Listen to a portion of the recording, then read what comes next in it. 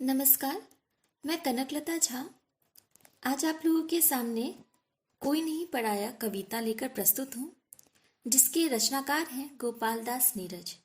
आइए पढ़ते हैं कविता कोई नहीं पराया। कवि नीरज ने इस कविता के माध्यम से हमें बताया है कि प्रत्येक देश जब अपनी सीमाओं के बंधन तोड़ देगा तो यह संसार एक परिवार बन जाएगा। युद्ध का भय ना होगा, मानवता ही विकसित होगी। कवि की इस बेहतरीन सोच को आगे बढ़ाते हुए हम पढ़ते हैं कोई नहीं पराया। कोई नहीं पराया, मेरा घर सारा संसार है। मैं न बंधा हूँ देश काल की जंग लगी जंजीरों में। मैं न खड़ा हूँ जाति पाति की ऊंची नीची भीड़ों में। मेरा धर्म ना कुछ स्याही शब्दों का सिर्फ गुलाम है। मेरा धर्म ना कुछ स्याही शब्दों का सिर्फ गुलाम है।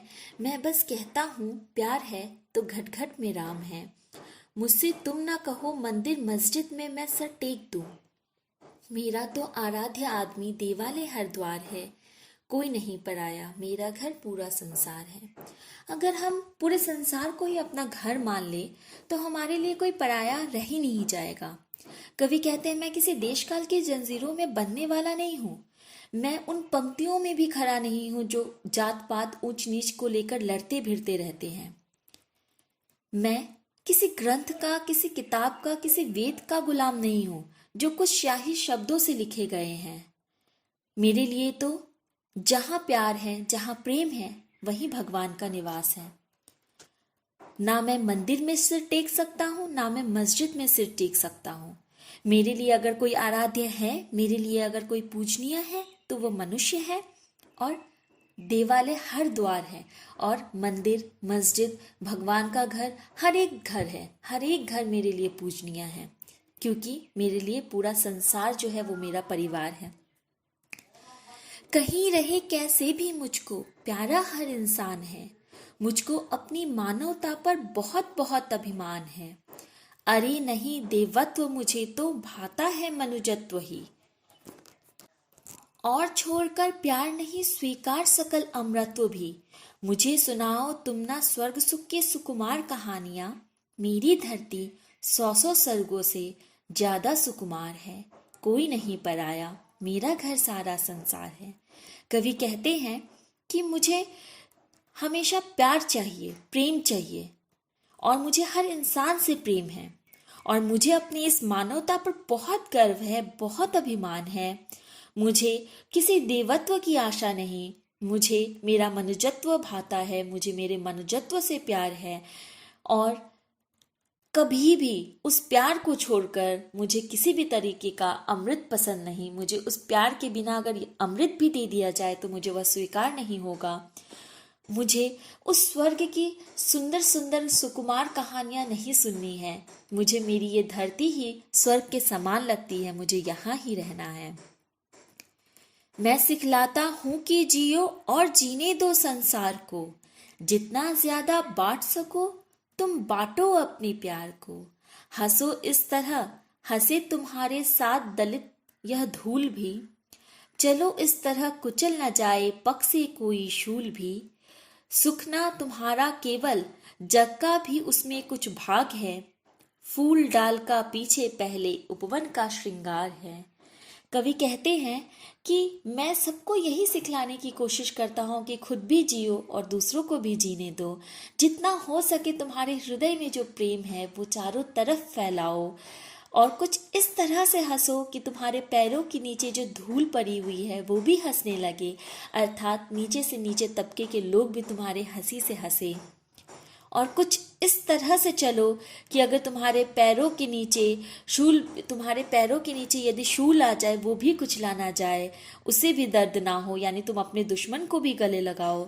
सुख ना केवल तुम्हारा पूरे जग का सुख हो, तुम्हारा सुख केवल तुम्हारा सुख ना पूरा जग का सुख हो। जैसे कि फूल जो है वो डाली का बाद में पहले बगीचे का श्रृंगार करता है। मुझे मिली है प्यास विषमता का विष पीने के लिए। ये जो विषमता हमारे समाज में व्याप्त है, इस विषमता का विष कहीं पी जाने के लिए जिंदगी मिली हुई है, प्यास मिला हुआ है। मैं जन्मा हूं नहीं स्वयं हित जग हित जीने के लिए, सिर्फ अपने स्वार्थ पूर्ति के लिए मैं नहीं जन्मा। कवि कहते हैं मेरा जन्म हुआ है इस पूरे जग हित के लिए, इस पूरे संसार की अच्छाई के लिए।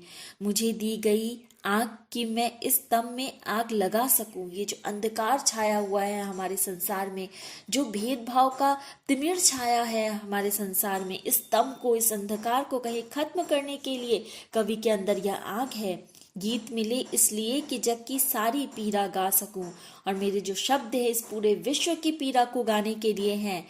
मेरे दर्दिले गीतों को तुम मत पहनाओ हथकरी, मेरा दर्द नहीं मेरा है सबका हाहाकार है। इस दुनिया में मेरा दर्द सिर्फ मेरा नहीं है, इस पूरी दुनिया की पुकार है। मेरे इस दर्द भरे गीतों को तुम बांध कर नहीं रख सकते, इसको विश्व को सुनने दो, क्योंकि कोई नहीं पराया, मेरा घर पूरा संसार है। कोई भी पराया नहीं है, मेरा घर ये पूरा संसार है। कवि की ये कविताएं कहीं हमारे मन को छू जाती है। कुछ प्रश्न इसके देखेंगे। कवि मानवता पर अभिमान क्यों करते हैं? क्योंकि मानवता से बड़ी चीज इस दुनिया में कोई हो ही नहीं सकती। मानवता से बड़ा धर्म इस दुनिया में कोई नहीं है। कविता में धरती और स्वर्ग की तुलना किस रूप में की गई है? स्वर्ग के रूप में की गई है।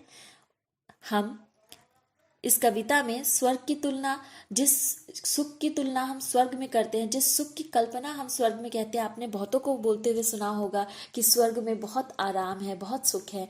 वही कवि कहते हैं कि इस धरती पर उस स्वर्ग से ज्यादा सुख है। कवि जैसा जीवन बिताने की बात कर रहा है। कवि कैसा जीवन बिताने की बात कर रहा है? सुख शांति से भरा जीवन, जिसमें पूरी दुनिया एक संसार के रूप में, एक साथ एक परिवार के रूप में रहे, ऐसा जीवन कवि बिताने की कोशिश कर रहा है। आप यहाँ कुछ प्रश्न दिए गए हैं, आप सब उन प्रश्नों के उत्तर खुद से लिख सकते हैं। मैंने उसकी चर्चा भी की है, आप इसके लिख सकते हैं, समझ सकते हैं। यहाँ बहुत सारे प्रश्न दिए गए हैं, मौखिक भी लिखित भी। आप पढ़िए, मैंने कविता समझाई है, सारे प्रश्नों का उत्तर आपको इस कविता में ही मिलेगा, और मैंने कुछ उत्तरों की चर्चा भी आपके साथ की है। धन्यवाद।